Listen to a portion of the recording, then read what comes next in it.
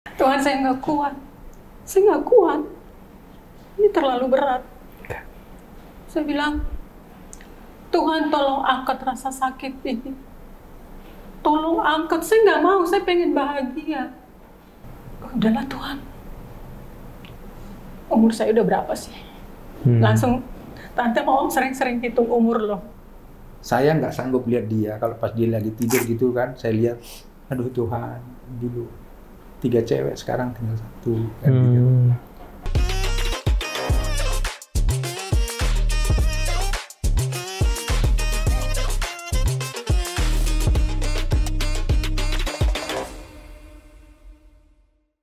Hai teman-teman Behind the Story, welcome back bersama gue Brian. Dan hari ini kita kedatangan dari orang tuanya dari Melita dan Melisa Sidabutar yang belum lama dipanggil Tuhan, udah berpulang. Dan kita akan diberkati lewat cerita dari Om dan Tante. Ini cerita tentang kehilangan dan pengharapan. And I do wish you guys bisa belajar banyak dari podcast hari ini. First of all, thank you so much Om Tante sudah datang.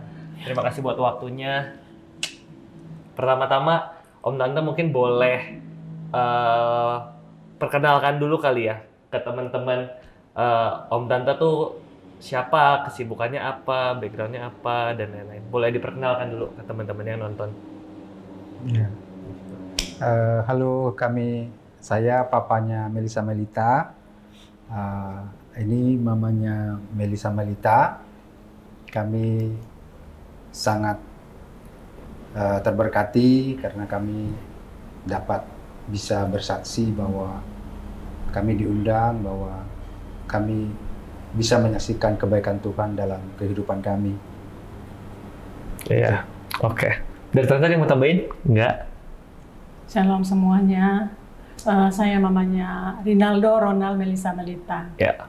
Anak kami 4, 2 cowok, 2 cewek. Puji Tuhan dalam kesempatan ini kami dikasih kesempatan untuk menyaksikan kebaikan-kebaikan Tuhan.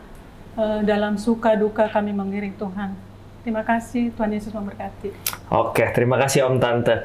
Jadi di obrolan hari ini saya tuh nggak berencana ini rencana saya ya, saya nggak berencana buat tanya-tanya tentang kronologis kejadiannya gimana. Karena itu juga udah banyak dibahas di podcast-podcast lain.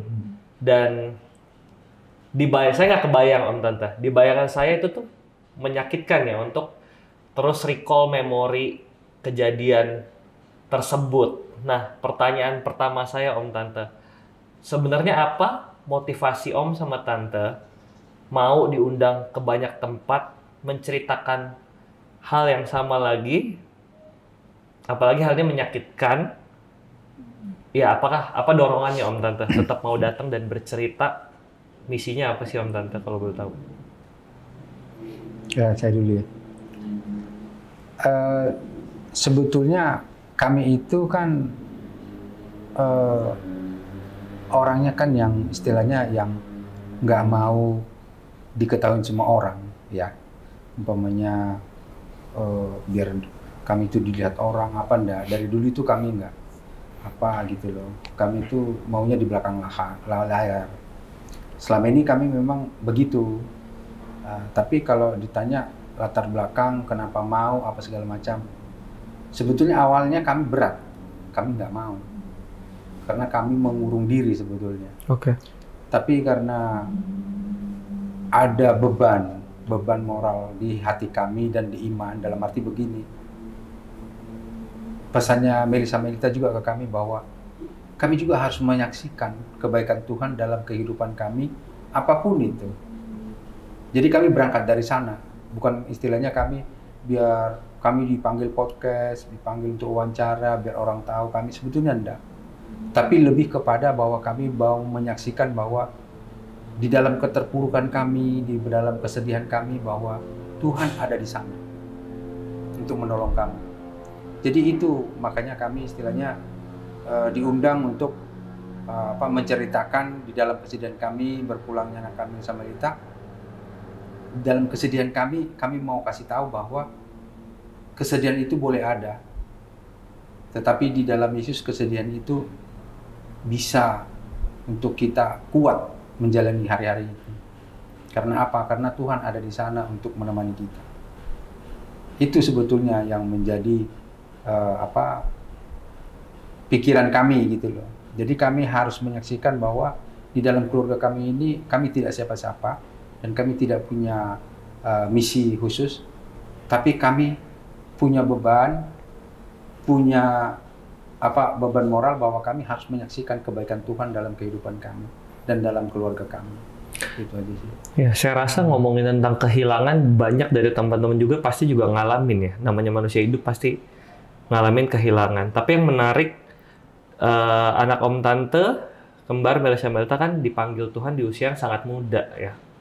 Tapi Om masih bisa bilang kalau Tuhan itu tuh baik. Nah, bisa dijelaskan nggak lebih detail? Kok bisa Om dan Tante masih bisa melihat Tuhan yang baik di saat anaknya dipanggil di usia yang sangat muda? Gimana tuh Om, Tante? Mama. Iya, kehilangan itu sangat menyakitkan ya.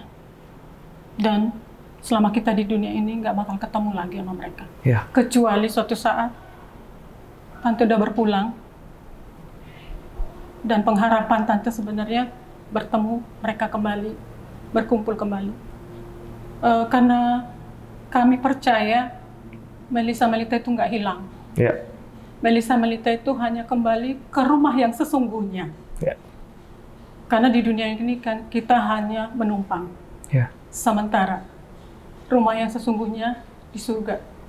Dan pengajaran itu pun yang sering Melita ajarkan di usia mereka yang masih sangat muda. Kalau dipikir-pikir lebih kuat iman mereka daripada kami. Lebih kuat. Tidak sesuai sebenarnya pemikirannya dengan usianya. Oke. Mereka secinta itu sama Tuhan. Mereka sesadar itu hidup ini nggak ada yang dibawa. Wow. Mereka sesadar itu. Dan Melisa Melita itulah yang sering menasehati kami tentang iman, tentang apapun yang terjadi, Tuhan Yesus tetap baik. Hidup kita harus jadi saksi karena nanti upahnya di surga itu. Oke. Berarti Tante percaya kalau semua yang di dunia ini sebenarnya bukan punya kita ya? Bukan punya kita. Iya. Apa sih Tan Om yang paling berkesan diberi kesempatan sama Tuhan untuk jadi orang tuanya mereka? Memiliki mereka anak-anak yang baik, anak yang manis, anak yang cinta Tuhan. Anak itu anak penurut. Itu kami sangat bangga sama mereka. Oke.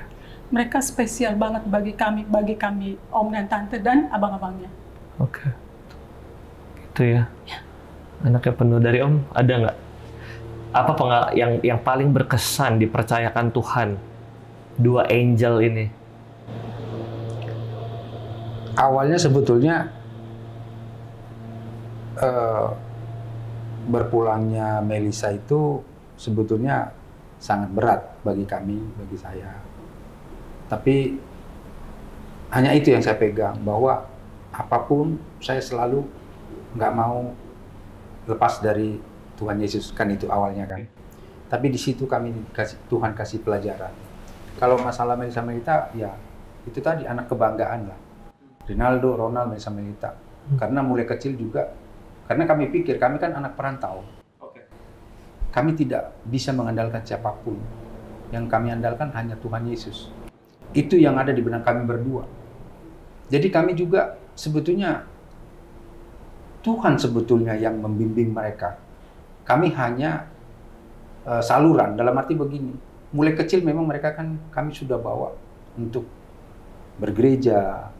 Kami tidak pernah istilahnya kendor gitu loh. Mulai kecil, mulai mereka tahu A, B, C, apa segala macam. Dan pikiran saya sama istri, semua yang mereka buat itu memang untuk Tuhan gitu loh. Dalam arti, waktu mereka kecil, istri saya bikin mereka les musik, les nari, vokal, semua itu memang tujuannya memang dari awal kita nggak mau mereka itu jadi penyanyi sekuler, enggak. Oke. Memang dari awal saya udah bilang, Papa nggak setuju dan Papa nggak mau kalau kalian sekuler. Papa maunya kalian memuji Tuhan, penyanyi rohani. Karena saya sangat bangga itu kalau lihat anak-anak itu memuji Tuhan gitu kan. Itu yang selalu kami tanamkan. Ternyata memang mereka juga bisa terima. Kalau dibilang apa sih kesannya, ya kesannya sangat banyak. Satu, Melisa Melita itu ya bagi saya ya gimana ya, namanya juga anak ya. Ya sangat kebanggaan lah. Kemana-mana saya pergi, saya selalu cerita ke teman-teman, saya punya anak kembar loh, cewek. Itu satu kebanggaan sekali bagi saya. Dan dulu kan saya, waktu kerja dulu kan sering keluar kota ya.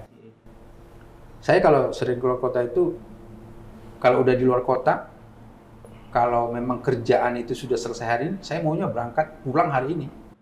Karena saya nggak pernah mau betah di luar.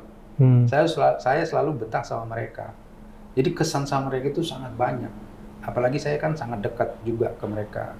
Kalau umpamanya kami itu jalan-jalan di mall, yang cowok sama mamanya, nah, Melisa itu sama saya gitu loh, gandengan gitu. Jadi satu itu bangga banget saya, sangat bangga. Istilahnya, wah gimana ya ngomongnya gitu loh. Saya sangat bangga dipeluk oleh anak saya, cewek kiri kanan kan. Wow. Itu sangat bangga saya. Dan saya nggak pernah kalau cerita ke orang tuh saya selalu cerita bahwa anak saya ada cewek kembar. Jadi itulah kebanggaannya. Tapi ya itu tadi, harapan kita kan sebagai orang tua kan kita bisa sampai tua bersama dengan mereka. Kan? Dan kita berharap kita duluan. Tapi itu yang menjadikan kami belakangan ini ya, Tuhan ajarkan bahwa hidup kita itu harus bermakna. Ya. Kita hanya bisa bilang Tuhan baik, tapi kita tidak merasakan kebaikan Tuhan. Itu yang kami alami saat ini. Dulu memang selalu kami bilang Tuhan baik. Karena apa? Semua ada kan, semua cukup. Begitu. Kerjaan saya diberkati Tuhan, apa segala macam. Tapi berjalannya waktu,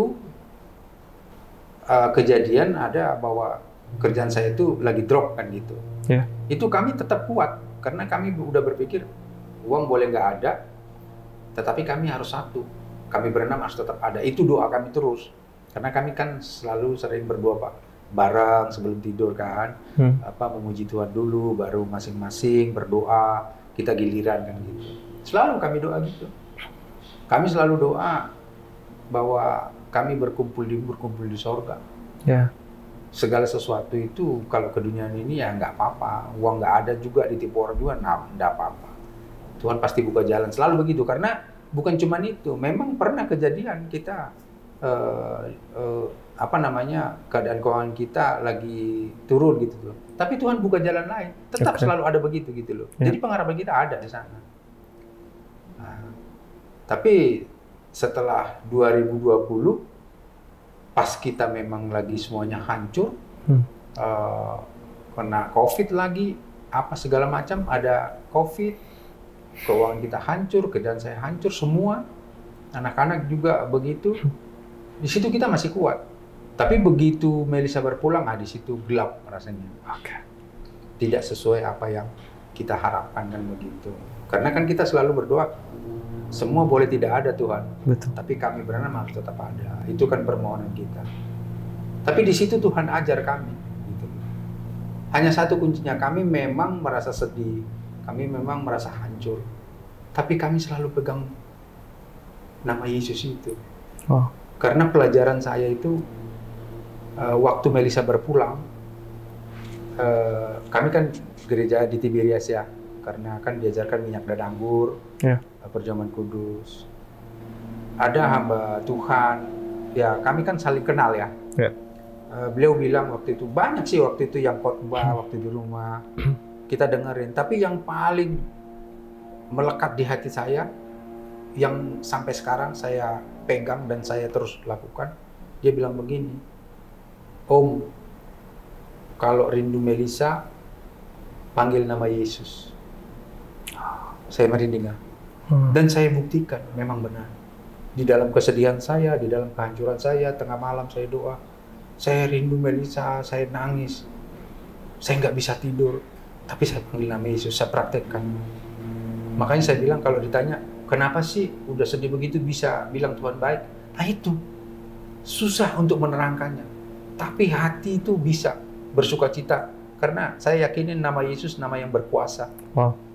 Jadi selalu saya bilang, Tuhan Yesus tolong saya. Saya panggil nama Yesus terus. Saya nggak mau nama Melisa lagi saya panggil. Saya nama Yesus, nama Yesus. Akhirnya hati saya teduh. Hati saya tuh enak gitu loh. Saya bisa rest gitu.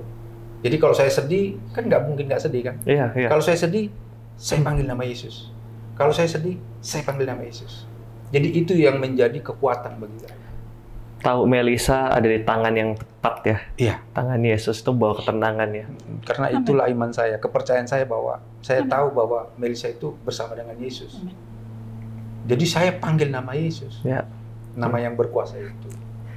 Yang punya Melisa sesungguhnya ya. Iya.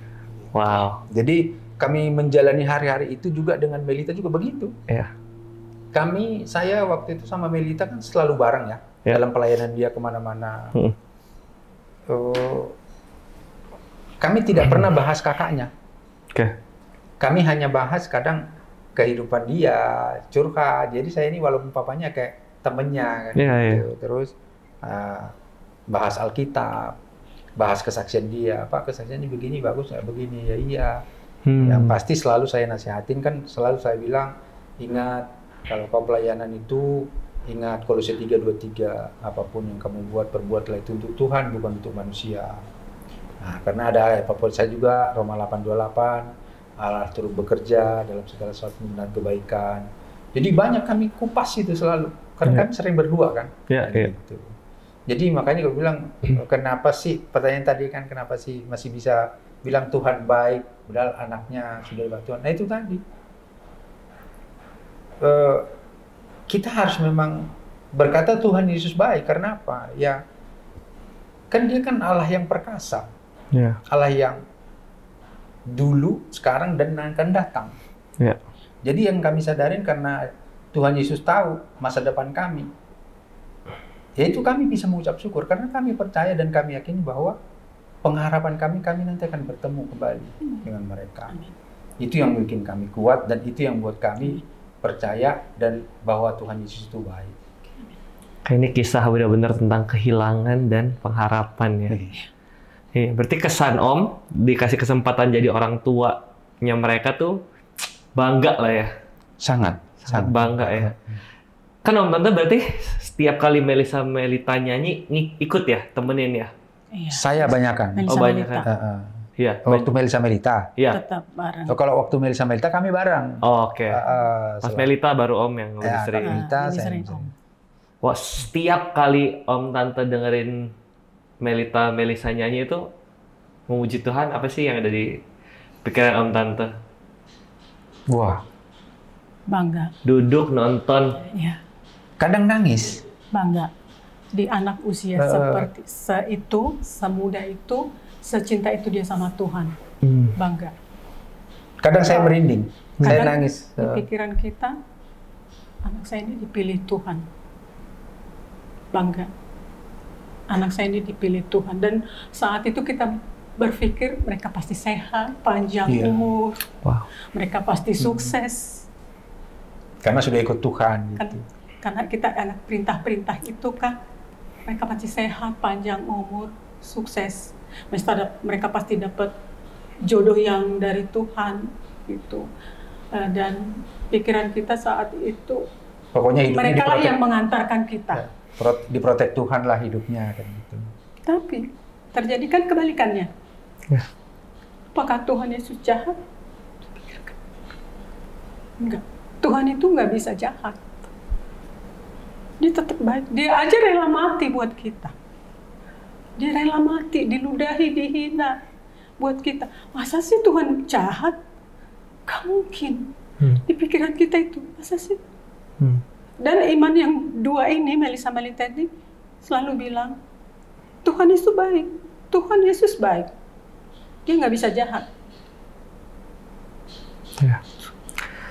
Terus kalau setiap kali lagi teringat sama mereka, yang Om Tante obrolin sama Tuhan tuh apa sih? Bilang ke Tuhan, setiap momen keinget ngomongnya apa sih sama Tuhan? Mama. Kalau tante bilang, Tuhan, saya nggak kuat. Oke. Itu sampai nangis-nangis. Aduh, nangis lagi. Tuhan, saya nggak kuat. Saya nggak kuat. Ini terlalu berat. Oke. Saya bilang, Tuhan tolong angkat rasa sakit ini. Tolong angkat. Saya nggak mau, saya pengen bahagia. Tolong angkat rasa sakit ini. Tolong angkat rasa sedih ini. Itu sering tante ucapkan. Di situ berasa bersemangat lagi hidup, berasa bersemangat untuk menjadi kesaksian, berasa bersemangat, dan sepertinya Tuhan sadarkan tante, di luar sana juga banyak yang kehilangan loh. Betul. Kamu itu harus jadi berkat, karena anak-anakmu udah aman. Wah. Itu yang bikin tante semangat. Kalau sebenarnya kalau di rumah kan, setiap sudut itu pasti jadi kenangan. Setiap tempat itu pasti jadi kenangan. Apalagi tante yang 24 jam, ya namanya mama ya ke putri ya. 24 jam. Ngantar sekolah, jemput, ngasih makan, ngasih segala macam. Kan kalau anak putri kurang enak badan kan ngomongnya ke mama. Ada yang dia butuh kan ngomong ke mama. Gitu. Berasa semuanya pasti jadi kenangan. Tapi kalau ingat, udahlah Tuhan, umur saya udah berapa sih? Langsung, tante mau sering-sering hitung umur loh di rumah, ya. Udah berapa sih umur kita? Sekarang kan udah 56. Alkitab berkata 70, 80 tahun kalau kuat penderitaan sakit penyakit. Berapa sih sehari cepet kok lewat, setahun cepet. Gitu. Gak lama lagi kok. Abang-abangnya juga bilang, gak lama lagi kok Mama. Jangan sampai kecewa ya, biar kita ketemu kakak Dede. Tuh. Abangnya ngomong begitu. Karena abangnya juga pernah bilang, ikut Tuhan kok kayak gini sih. Ya campur-campur lah. Jadi sekarang hanya mikir, mencoba membayangkan mereka udah nyanyi-nyanyi di sana. Itu kekuatannya. Karena kita tahu kan hidup anak kita seperti apa. Kita tahu cintanya mereka ke Tuhan seperti apa. Masa sih Tuhan gak bawa ke rumahnya? Bawa. Jadi kalau tante bilang ke Tuhan, jujur ya, Tuhan saya nggak kuat, kalau bisa cabut sakitnya cabut. Iya, angkat sakit ini. Iya, tapi Tuhan bilang, anak tante ada di tempat yang aman. Terus harus jadi berkat. Iya, itu ya, jadi berkat. Itu. Iya. Kalau Om, ngobrolinnya apa Om? Kalau keinget? Aku bersaksi istri ya, kadang kami kan berempat nih, 2 malam. Tapi nggak tahu, mudah-mudahan nggak salah, tapi saya juga pernah diskusi sama Mbak Tuhan.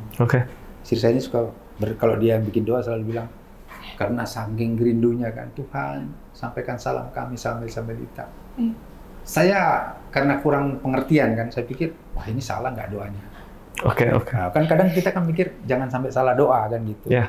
Iya kan. Tapi ada Mbak Tuhan bilang nggak apa-apa, yang penting kan dia kan bapak kita, ya lapor aja.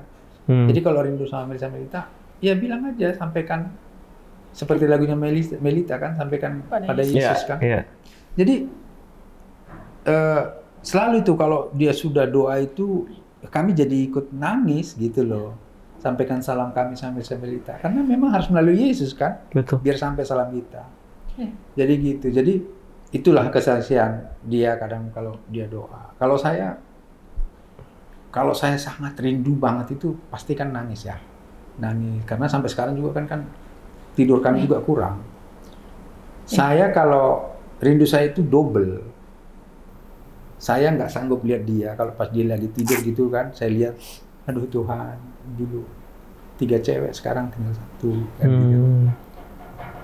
Saya keluar dari kamar tuh, saya biarin dia tidur, saya jongkok di ruangan tamu, saya bersujud, saya bilang, Tuhan aku nggak sanggup, saya bilang, aku nggak bisa jalanin. Tapi aku bilang, kalau Tuhan ada aku mau jalan. Kalau Tuhan Yesus ada, makanya selalu saya doa, Tuhan Engkau ada. Tanpa Engkau ada, aku nggak bisa jalan, aku nggak mau jalan. Saya ingat waktu Musa ngomong kan, Kan Tuhan bilang, kan Tuhan karena Tuhan marah sama bangsa Israel. Yeah. Tuhan bilang, ya sudah nanti malaikatku yang menemani kalian. Musa bilang, aku nggak mau kalau nggak Tuhan yang bersama dengan kami. Saya ingat itu. Yeah. Saya bilang, Tuhan kalau kau nggak ada, aku nggak kuat jalan. Sedih-sedih, saya hancur. Tapi sehancur-hancurnya saya nggak mau terhilang. Saya mau ikut Tuhan. Apapun yang terjadi. Karena apa? Saya pikir, saya rugi 2 kali. 1, tanpa Tuhan Yesus, saya kan sudah nggak bisa ketemu sama Melita di dunia ini. Yeah. Ujuk-ujuk saya nggak percaya dia. Padahal Melisa Melita sudah bareng dengan Tuhan Yesus. Kan rugi saya kalau saya nggak ikut dia. Jadi makanya kami berempat, apapun yang terjadi, sesakit apapun, kami tidak mau tinggalin Yesus. Kami hanya mau bersama dengan Yesus. Karena kami nanti akan ketemu muka dengan muka. Dan bahagianya, ketemu dengan anak-anak kami, tapi bersama-sama untuk memuji muliakan Tuhan selama-lamanya. Itu yang ada di dalam hati dan iman kami. Wow. Jadi itu yang kami pegang sampai sekarang, kami kuat. Karena walaupun apapun, kami nggak mau cerita ke orang.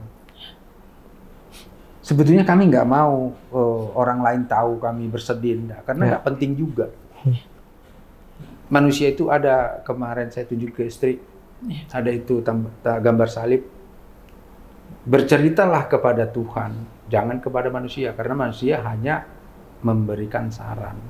Tetapi kalau kepada Tuhan, Tuhan sanggup memberikan jalan keluar dan bersama dengan engkau. Itu gambar salib ada.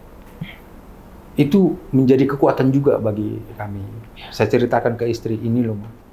Jadi kalau mama sedih apa segala macam, jangan ceritakan ke orang, ceritakan kepada Tuhan, kepada Yesus. Bagaimana cara saya? Ceritain aja biasa. Yeah. Dia Bapak kita gitu. Jadi ini yang membuat kekuatan kami. Semakin hari kami itu semakin dikuatkan, dipuaskan Tuhan. Karena apa? Kan istilahnya nggak seperti makan cabai. Memang perjalanan ini harus kita jalani. Di dalam lembah kekalaman ini kita harus jalan. Nggak ada langsung grup enak enggak. Itulah makanya kami berani berkata bahwa Yesus baik, yaitu karena kami menjalaninya bersama dengan Yesus. Kalau dulu kami bilang Tuhan Yesus baik, iya karena kami enak. Tapi sekarang kami bisa merasakan Tuhan Yesus baik, iya karena kami merasakan kebaikan Tuhan. Ya, saya berasa cerita keluarga Om Tante tuh, ini sedih. Cuman daripada sedihnya, ini cerita yang indah ya. Saya melihat ini indah karena lewat Yesus tuh ada pengharapan. Amin. Akan ketemu lagi. Amin. Ini cuma perpisahan sementara. Jadi ya salut ya sama Tuhan yang bisa membuat segala sesuatunya tuh indah ya. Bahkan kematian tidak bisa membuat hidup kita jadi jauh, sengsara, merana ya. Wow, that's awesome. Terus Om Tante kan sekarang Melita Melisa kan dikenal banyak orang. Karyanya juga didengerin sama banyak orang. Dan Om Tante juga banyak diundang podcast. Exposure ke Om Tante jadi tinggi. Ada hal-hal yang berubah nggak Om Tante di hidup Om Tante semenjak Melita Melisa namanya naik, mereka dipanggil Tuhan, dan orang-orang semakin aware sama keberadaan Om Tante. Apa yang berubah signifikan? Perubahan itu pasti ada. Tapi kami hanya, selalu saya bilang di rumah, ini kita banyak dikenal orang sekarang. Karena mereka kenal Melisa Melita. Justru karena di situ menjadi beban bagi kami. Karena apa? Kami harus jaga hidup lebih lagi. Karena Melisa Melita sudah meninggalkan legacy yang baik. Kami harus menjaga ini. Menjaga bahwa kehidupan mereka itu di luar sana dinilai orang positif, baik. Kami harus menjaga itu. Tadi saya bilang dari awal kan bahwa kami itu istilahnya malu gitu loh. Kami itu nggak pernah suka diliatin orang apa enggak. Tapi ada hamba Tuhan waktu Melita berpulang, Pak Pendeta Teddy Lusli, pendeta kami, Pak katanya, Bapak harus bersaksi baik atau tidak baik keadaannya. Karena apa? Kesaksian Bapak untuk memuliakan Tuhan, bukan untuk kehebatan kami, enggak. Jadi ini yang kami pegang. Jadi kami puji Tuhan, kami diundang podcast bukan karena kami biar terkenal, enggak. Kami tidak mau itu. Ya. Hanya Tuhan Yesus yang harus terkenal. Dan kami menyaksikan bahwa Tuhan Yesus itu baik dalam kehidupan kami, dalam keluarga kami. Kami nggak ada motivasi biar, kami dikenal orang, apa segala macam, enggak. Justru malah tambah ribet ya Om. Tambah ribet. Dikenal banyak orang, Iya. dikomenin. Kadang kami jalan di mall itu ada, maaf Om Tante, mamanya Melisa minta, iya, apa ya? Kami berat gitu loh. Kadang kami di mall pakai masker. Oke. Gitu loh. Jadi nggak nyaman sebetulnya, tapi kami harus jalanin. Jalan dalam arti itu tadi. Kami harus menyaksikan kebaikan Tuhan dalam keluarga kami. Bukan karena biar kami terkenal, kami hebat, enggak. Tapi kami harus menyaksikan kebaikan Tuhan dalam kehidupan kami. Itu. Walaupun kami terpuruk apa segala macam kemarin-kemarin itu, kami nggak pedulikan itu lagi. Yeah. Yang ada di benak kami bahwa kami harus menyaksikan bahwa Tuhan Yesus itu memang Tuhan yang hidup. Yang sanggup mengubahkan hati dan pikiran kami di dalam setiap langkah hidup kami setiap hari. Karena itu yang kami lakukan. Tiap hari kami sedih. Apalagi di rumah. Yeah. Tapi di dalam kesedihan kami selalu manggil Tuhan Yesus. Jadi saat ini setiap detik, setiap menit, setiap jam, kami selalu panggil nama Yesus. Jadi kami lebih intensif dibanding dulu. Itu keuntungannya bagi kami. Yeah. Puji Tuhan kami di tempat ini juga, ya kami hanya mau menyaksikan kepada Bapak Ibu semua yang menyaksikan acara ini, semua itu kebaikan, semua itu sukacita hanya ada di dalam nama Tuhan Yesus. Nggak ada di luar sana. Di luar itu tidak ada.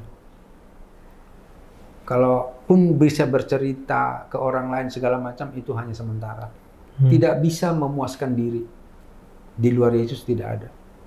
Walaupun mau umpamanya mau rekreasi kemanapun, biar jangan stres apa segala macam, itu hanya sementara. Habis itu kepikiran lagi. Yeah. Tapi kalau kita manggil nama Yesus, kita berserah kepada Yesus, minta pertolongan Dia, karena kita tahu, kan Tuhan bilang, justru dalam kelemahanmu lah kuasaku dinyatakan. Jadi kita ini sebetulnya nggak ada apa-apanya tanpa Yesus. Tapi kalau ada Yesus, kita ada apanya. Kita bisa lebih kuat untuk menjalani hari kita. Gitu. Itu yang menjadi pikiran kami dan keberanian kami untuk kami bisa tampil. Gitu. Ya, saya jadi ingat di Alkitab ada ayat yang bilang kalau kamu kehilangan, katanya jangan seperti orang yang tidak mengenal Allah. Ya. Dan I think ini teman-teman juga bisa lihat ini contoh keluarga yang kehilangan dan mengenal Allah. Jadi nggak terpuruk, nggak desperate ya, hidupnya tetap punya pengharapan. Terus aku mau dengar dong dari Tante, selama Melisa Melita hidup gitu ya, boleh tolong ceritain nggak? Mungkin buat teman-teman kan juga cuma tahu Melisa sebagai public figure ya, penyanyi. Kita nggak tahu dia sebagai human being itu gimana. Boleh ceritain nggak mereka anak yang seperti apa sih? Kalau mereka di panggung, keseharian, lagi pelayanan, mereka dewasa. Oh oke. Tapi ketika mereka turun, mereka anak-anak lagi. Oh gitu ya? Iya. Mereka anak-anak, gak ada malu-malunya, gelendotan sama bapaknya, gelendotan sama kita, minta disuapin, minta dipijitin kepala, gak ada malu-malunya. Agak-agak cengeng, manja-manja kayak gitu, kayak anak kecil. Gak ada malu-malunya tuh anak. Dia dewasa hanya pas naik panggung, pas pelayanan. Tuh. Mereka itu anak yang manja, anak yang tertib ya. Bagi mereka teman-temannya itu pelengkap. Bahkan kami pun papa mamanya, abang-abangnya pelengkap. Gimana tuh maksudnya? Maksudnya, yang penting mereka berdua. Oh mereka berdua tuh sangat dekat mereka ya? Dekat. Yang penting mereka berdua. Kalau kan kadang tuh turun dari kamarnya gitu, turun. Terus Tante lihat, ini Kak, kenapa kok murung gitu mukanya, mutung gitu kan mukanya. Tahu tuh Dedek, kenapa? Nggak tahu tuh mah. Ya udah, nanti mama marahin Dedek ya. Jangan dimarahin. Dedek nggak boleh dimarahin. Terus biarin aja dimarahin, kan jahat sama kakak. Enggak, jangan dimarahin gitu. Lagi mereka barengan, ya udah ketawa-ketawa. Nggak sampai 3 menit udah baikan. Pokoknya ketawa aja. Kayaknya ketemu, padahal baru berantem, ketawa. Oke. Itu. Jadi mereka itu emang bagi kami pelengkap. Kami ini dianggap pelengkap gitu. Iya. Yang penting mereka berdua, makan bareng, apa bareng, semua bareng. Mereka berdua terbahas-bahas firman. Itu. Bahkan kalau ada temennya datang, Melita, Kak, kita turun nggak? Kak, dijawab nggak? Dek, dijawab nggak? Gitu. Oke. Itu mereka. Kadang kalau mereka marahan berdua, kita nggak boleh ikut. Nggak boleh ikut. Kalau mereka marahan, kita Urusan harus mereka berdua. Urusan mereka Urusan berdua. mereka Karena nggak ada 3 menit udah berbaikan kan. Baikan. Malah kita yang dimarahin. Oke. Oh gitu. Jadi kayak kita Jadi pernah mereka berdua marahan terus saya lihat kok mukanya mesem. Kenapa? Kan aku manggil orang Batak kan, Inang, kenapa Inang? Iya. Enggak Pak, ribut sama kakak. Ini kan Melita. Iya. tahu Tahu begitu. Terus saya kan saya dekat. Kak, kenapa ini? Kok saya agak teriak kan? Kenapa ini? Kok begini sama dia? Apa sih Papa ini? Oh, enggak ribut kok. Langsung saya diomelin sama dia. Oh. Nah, habis itu udah ke atas turun mereka dibilang. Kan kadang mereka ngeledek saya kan. Kadang kan saya paling nggak suka kalau dipanggil papi gitu, nggak suka. Oh, kadang darat berdua itu, halo papi. Emang dipanggilnya apa? Papa. Oh. Jadi saya kan nggak suka gitu loh. Oke. Suka digituin. Kadang mereka berdua itu ceria. Kalau mereka berdua di rumah sangat ceria dan rumah itu kayaknya penuh. Jadi saya itu kan kadang kalau pagi kan kami udah 2 pagi sama mamanya kalau hari Sabtu dulu. Kalau mamanya udah masak kan saya tiduran di kamar. Itu kalau mereka udah tidur saya nggak bisa tidur. Udah bangun. Kiri kanan itu narik kaki saya, satu narik kiri, satu narik kanan. Ya, kalau Papa mereka udah bangun, bangun. harus bangun gitu.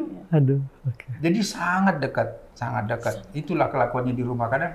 Karena saya dekat ke mereka kan, kadang, Pak ke mall yuk, ajak mama. Nggak enak ke mama. Terus kalau minta ini dilarang. Gitu. Kalau sama saya kan, saya nggak bisa nolak kan. Iya. Jadi kalau mereka di mall itu, ya saya udah siap-siap. Gitu. Jadi itulah keceriaan mereka itu. Kalau dibilang mamanya tadi, kalau mereka di panggung itu, ya dewasa. Sangat apa, tapi kalau udah di rumah ya anak kecil. Tapi kalau bicara mengenai firman, Dewasa. ya kami berempat, ya diem. Oke. Dia itu apalagi abangnya paling gede itu. Yang penting dia lihat adik-adiknya senang, ya udah dia apapun kata mereka, iya ngikut. Oke. Kalau yang nomor 2 kan masih suka bercanda tuh. Kalau yang gede enggak, yang penting dilihat adiknya tenang semua, ya udah dia ngikut. Umpamanya nih salah contoh, ayo kita ke mall A, kata Melita. Terus abangnya, kayaknya nggak enak sih situ dek, sana aja. Enggak bang, karena begini-gini. Ya udah, ngikut. Selalu begitu. Jadi kami ini selalu ngikutin mereka berdua. Itu. Jadi udah terpatri itu di keluarga kami begitu. Karena kami sangat sayang ke mereka berdua. Kami berempat. Walaupun memang sayang kami ke abang-abangnya sama. Iya, iya. Tapi karena cewek kan kami terfokus ke sana. Karena apa? Karena kebanggaan tadi itu. Iya. Karena di keluarga kami kan dari pihak saya juga hanya mereka yang kembar. Iya, iya. Dari pihak istri hanya mereka yang kembar. Jadi di opungnya juga kebanggaan karena apa? Kembar. Iya, iya. Jadi memang kalau dibilang gimana sih kehidupan mereka sekarang? Ya itu ceria. Sangat-sangat ceria. Mereka itu nggak boleh kita sedih. Gitu, enggak. Makanya Melisa kan bilang apa sih mau dicari ini sebetulnya bukan karena itu aja. Karena mereka juga dapat omongan yang nggak enak. Oke. Gitu loh, seakan-akan mereka wah so artis so gini. Jadi jawabannya itu sebetulnya mereka nggak tahu apa yang kami buat itu bukan kami untuk cari dunia, enggak. Apa yang mau cari di dunia? Betul. Nggak ada mana. Kita itu Pulang nggak bawa apa-apa. pulang nggak bawa apa-apa. Jadi memang pikiran mereka itu sudah melebihi umurnya seperti yang dibilang mamanya tadi. Ya kalau saya bilang itu anugerah Tuhan untuk mereka. Memang Tuhan bilang kan dalam kandungan ibumu aku telah memilihmu kan. Ya itu tadi. Banyak banget ya momen-momen. Jadi kami sebetulnya kami ya sedih banget secara manusia. Tapi kalau kami ingat firman Tuhan, kami kuat. Iya, iya. Itu artinya karena apa? Memang puji Tuhan kami dulu sering baca Alkitab kan. Saya ya walaupun bukan istilahnya nggak pinter-pinter juga, nggak tahu banget. Tapi saya udah 7 kali Alkitab itu saya baca dan semua juga nggak tahu saya. Ya, ya. Tapi itu tadi sesedih apapun terlintas Roh Kudus itu bukakan. Yang pernah saya baca itu kebuka itu bikin saya kekuatan. Jadi makanya semua kita ini ayo gitu loh. Nggak apa-apa 1 ayat 1 hari. kita baca Alkitab. Karena apa? Di situ kekuatannya. Karena nggak tahu hari besok. Gitu. Karena firman itu kan Allah itu sendiri yang beri kekuatan. Gitu. Seperti Melita bilang ke mamanya waktu dia sebelum berpulang, dia bilang, "Ma, baca Alkitab ya, hidupi firman Tuhan." Itu kita sempat bilang gitu. Bilang gitu ke mamanya. Gitu loh. Jadi tanggal 7 ya dia berpulang tanggal 8 kan? 8 April. 8 April. Tanggal 7 malam. Karena sejak dia sakit, tante itu nggak beres baca firman, nggak beres, jujur aja. Hanya doa minta sembuh. Karena di doa tante, kalau anak saya ini sembuh, dia masih bisa pelayanan. Kalau tante berdoa ke Tuhan, kalau Tuhan sembuhkan Melita, dia masih harus pelayanan. Dia masih banyak tugas untuk menyaksikan kebaikan-kebaikan Tuhan. Masih banyak jiwa yang bisa dijangkau. Itu doa tante. Itu doa tante. Jadi malam itu tante ngomong sama dia, "Mama ini ya udah nggak beres baca kitab gitu. Udah nggak beres, nggak boleh gitu, Ma. Nggak boleh gitu." Oh, dia bilang gitu? Sesibuk apapun Mama harus baca firman minimal 1 ayat setiap hari. Hidupi firman itu. Wow. Minimal 1 ayat setiap hari. Hidupi firman itu. Dia bilang. Karena dia pun sakit pun dia baca. Tante aja enggak. Tante nggak beres sejak dia sakit. Ini namanya tua udah stres segala macam kan. Kalau dia baca, dia tetap baca. Karena dia yakin, dia percaya Tuhan itu bisa sembuhin dia. Dia tahu, dia percaya Tuhan itu maha kuasa, maha segala-galanya. Dia bilang, "Mah, kenapa ya Tuhan Yesus itu nggak sembuhin Dede? Padahal dia bisa loh sembuhin Dede." Itu hari Minggu. Dia bisa loh sembuhin Dede. Terus kita bilang ya, "Gak apa-apa deh, penyakit itu datang naik pesawat, pulangnya jalan kaki." Kita bilang, "Oh iya Ma, iya jalan kaki, ada naik beca, ada naik gojek. Jalan kaki dia pulang." "Oh iya Ma, benar ya Ma." Itu hari Minggu. Seninnya dia nggak ada. Jadi dia selalu ke firman. Oke. Tante, kalau boleh tahu sama Om, jadi Melita tuh sakitnya apa ya sama Melisa? Kalau dokter bilang jantung. Oke. Tapi kalau terakhir kami periksa ya ke profesor itu pengentalan darah. Oh.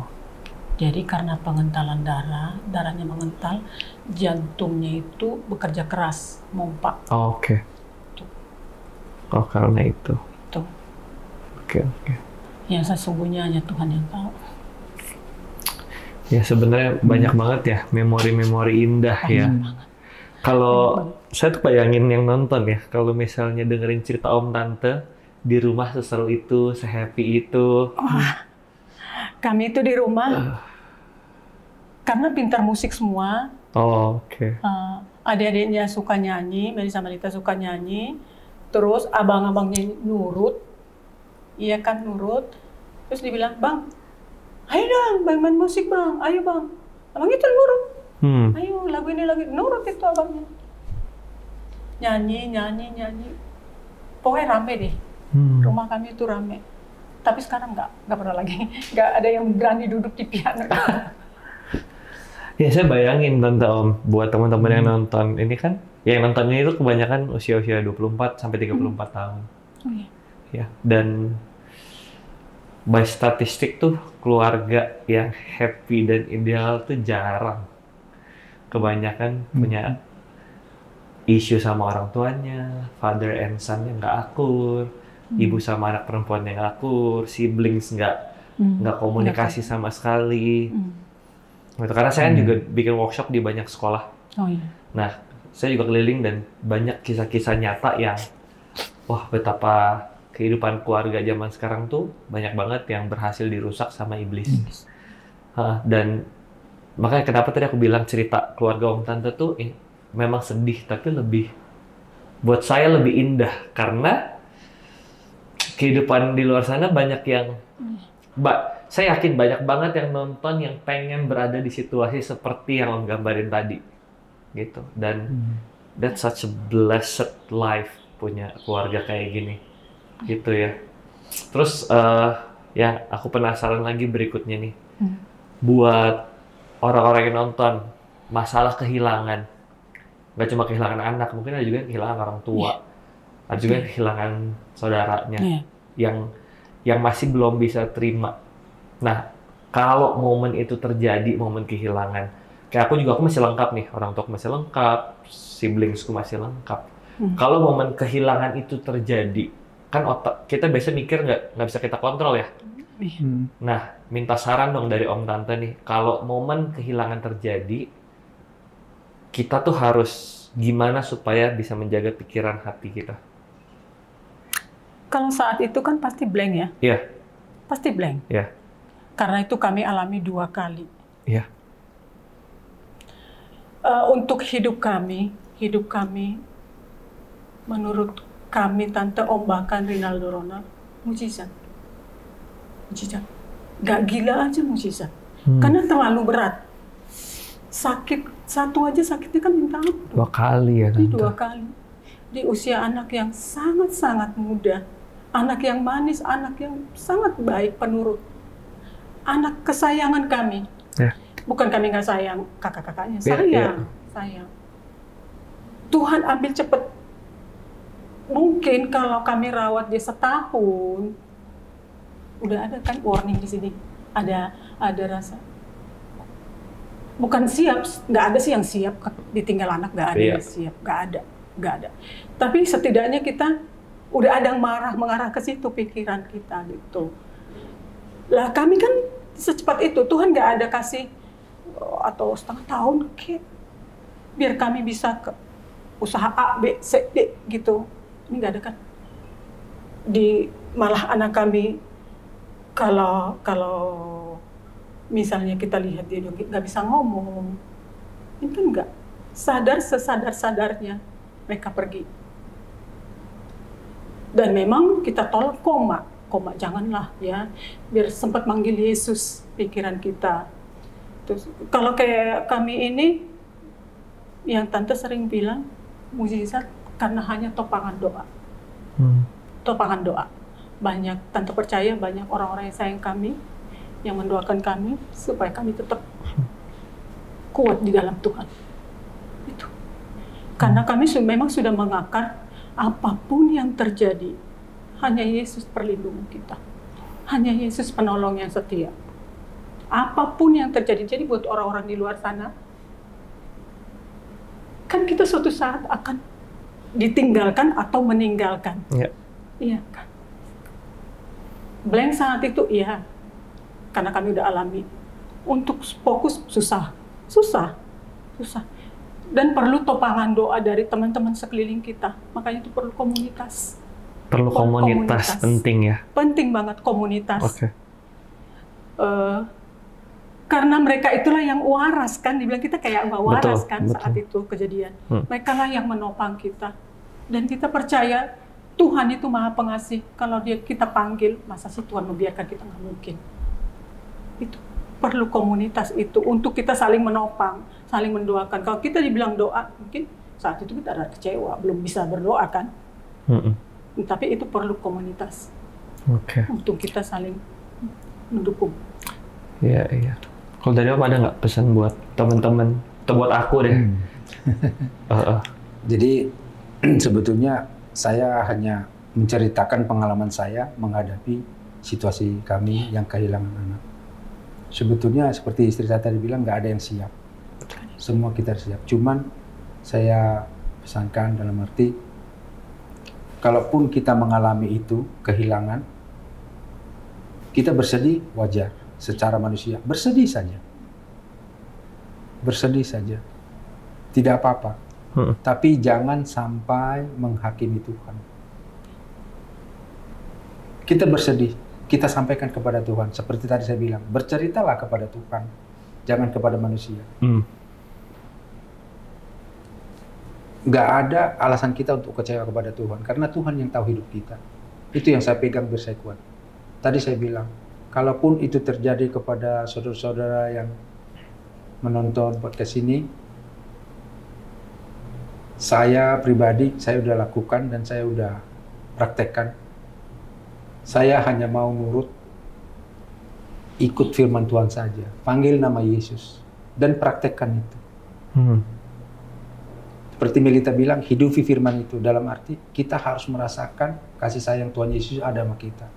Baru kita kuat. Kalau kita mengandalkan pikiran kita akan lebih hancur lagi. Jadi pesan saya, sesedih apapun, sehancur apapun, hanya Yesus penolong yang setia. Hanya Yesus jalan satu-satunya yang bisa buat kita kuat. Karena itu yang saya alami. Gak ada manusia yang tahan, yang kuat menghadapi masalahnya sendiri.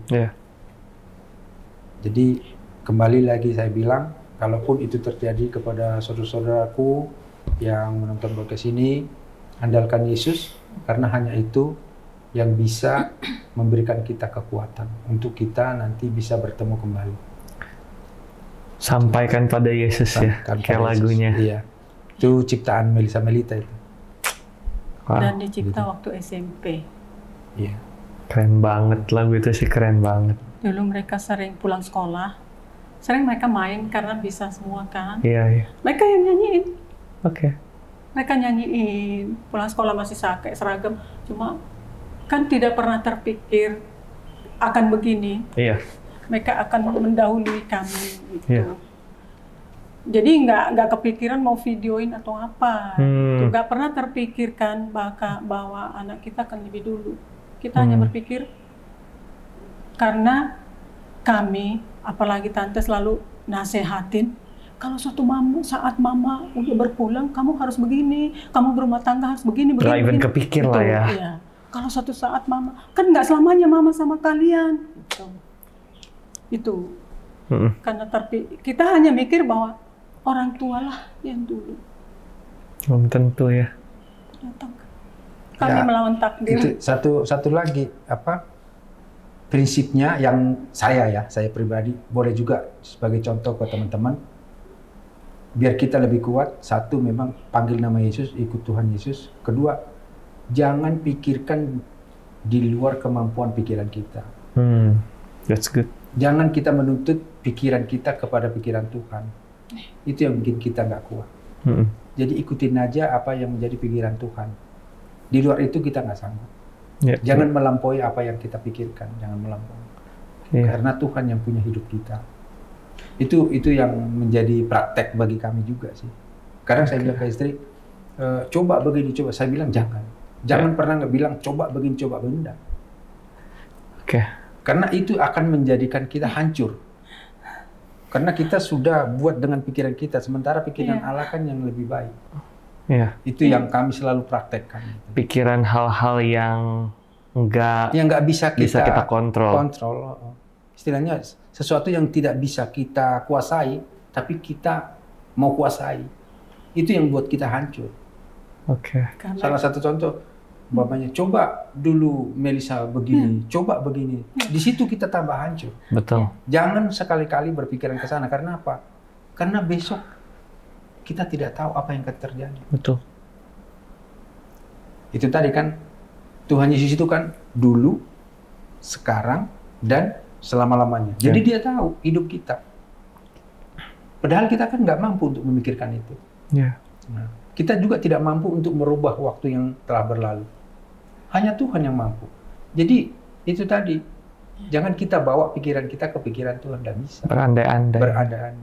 Jangan bilang, coba saya dulu begini, coba begini, coba begini. Itu iblis bisa masuk tuh ya di situ ya. Iblis yang masuk di sana, karena iblis kan coba semua. Karena itu yang terjadi sama tante. Pernah merasa tertuduh, gagal. Sangat. Sampai dia bilang kan dia menjadi ibu nggak berguna kan, seperti dia bilang begitu.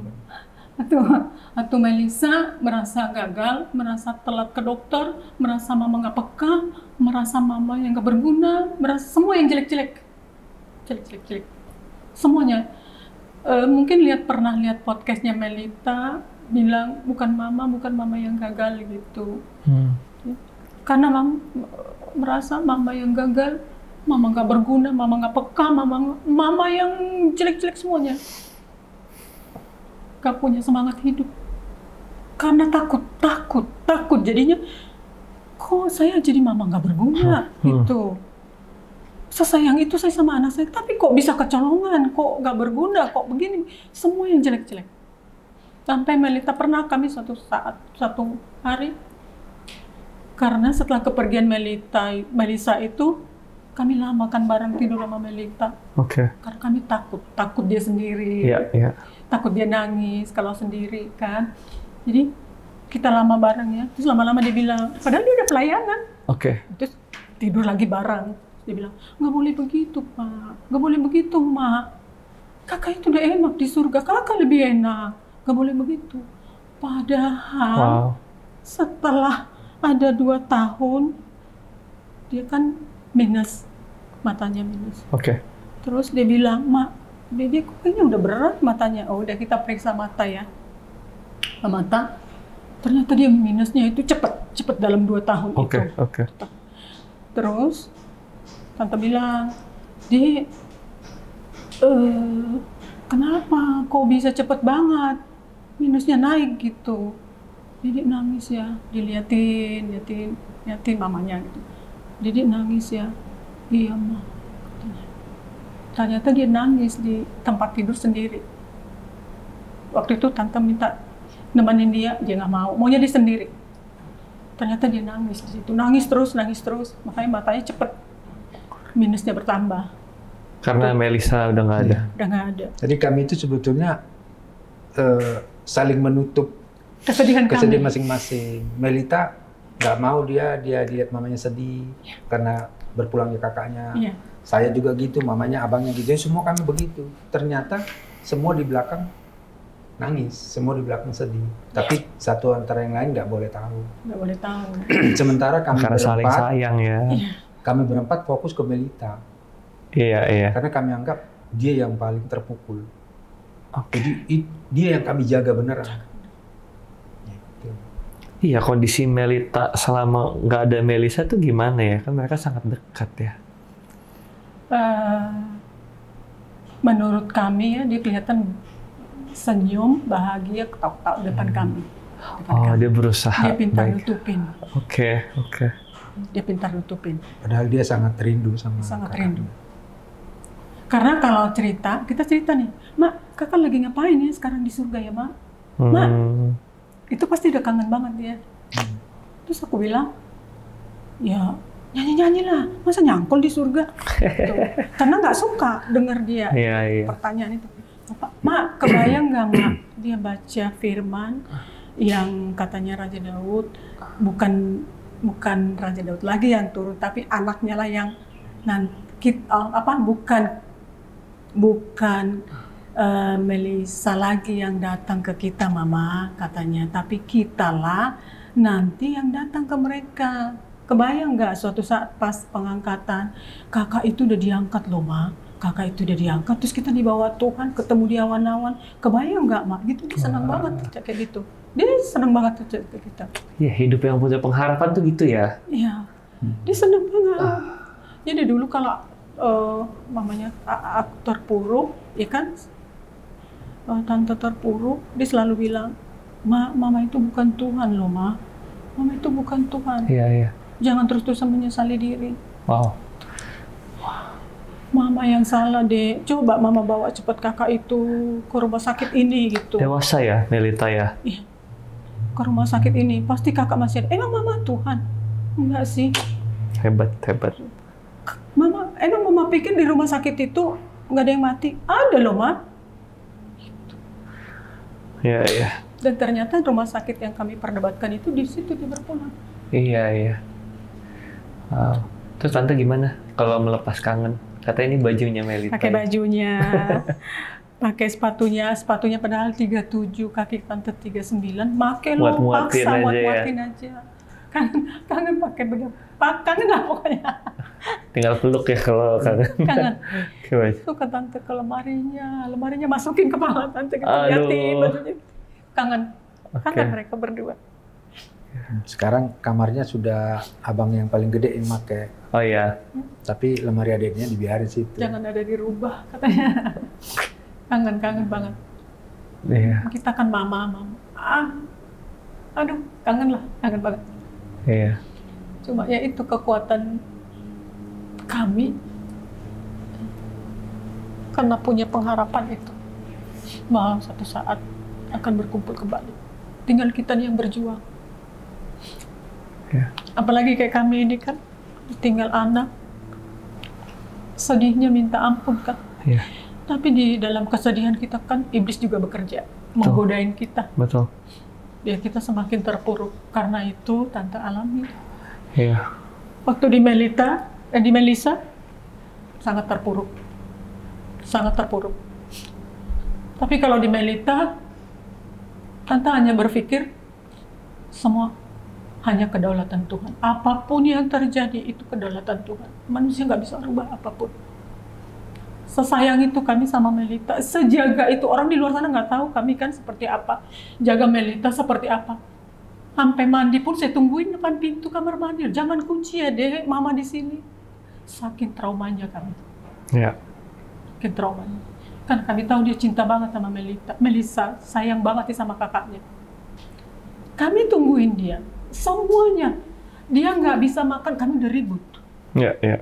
Udah ribut. Apapun kami tunggu, kami iyain semuanya. Gak pernah, selama itu kami lihat masih bukan dosa, karena dia memang nggak ada ya, nggak ada macam-macam ya. Apapun kami iyain. Yang penting dia terhibur, yang penting dia kuat. Karena kan berpikir kalau dia kuat, kami pun kuat. Ya. Itu kalau Melita kuat, kami pun kuat. Itu. Semua kami menjaga, jangan sampai Melita tahu kami itu sedih. Cerita Om Tante sih sangat memberkati aku sih secara pribadi. Benar-benar gambaran keluarga yang taruh pengharapannya di Yesus dan Yesus bilang gak akan dikecewakan ya. Amin. Dan ini bukti nyata pengharapan dalam Yesus itu tidak mengecewakan. Keren banget. Dan tadi Om Tante saranin kalau kita ngalamin kehilangan, ya berdoa, blank sedih nggak apa-apa. Tapi jadi apa adanya aja, ngomongin ke Tuhan. Nggak kuat, bilang nggak kuat. Tuhan tuh terima. Terus komunitas penting. Terus kalau kangen, carinya Yesus ya. Jangan malah benci sama Tuhan. Kalau benci sama Tuhan, ruginya double ya Om. Double. Malah nggak ketemu sekalian ya. Terus jangan berandai-andai. Itu tips-tipsnya ya dari Om Tante. Wow, thank you banget. Karena kan kita nggak bisa menghindari kematian. Betul. Ya. Satu saat kita akan berpulang. Ya. Ditinggalkan atau meninggalkan. Yang menjadi masalah kan berpulang kemana kita ini. Iya. Kalau selamanya kita kecewa, iblis pun akan masuk. Iya. Dan dia akan bisikin banyak kebohongan. Kebohongan, iya. Berarti cara menjaganya ya pakai firman Tuhan ya. Pakai firman. Itu tadi, hidupi firman itu. Betul. Ya. Paksa diri kita untuk baca firman Tuhan. Iya. Dipaksa. Paksa ya. Harus menjadi kebutuhan. Ya. Harus menjadi kebutuhan. Mau satu ayat juga, kan nggak harus banyak. Ya. Tapi hidupi firman itu tadi. Ya. Well, sebenarnya aku masih pengen ngobrol panjang. Masih pengen nanya-nanya banyak. Cuman podcast kita ini udah 1 jam. Jadi harus kita akhiri. Well, teman-teman, cerita hari ini tuh tentang kehilangan dan pengharapan. Jadi semoga podcast ini bisa jadi berkat buat teman-teman karena yang namanya kehilangan itu tuh pasti. Tapi yang namanya punya pengharapan tuh pilihan ya, Om Tante.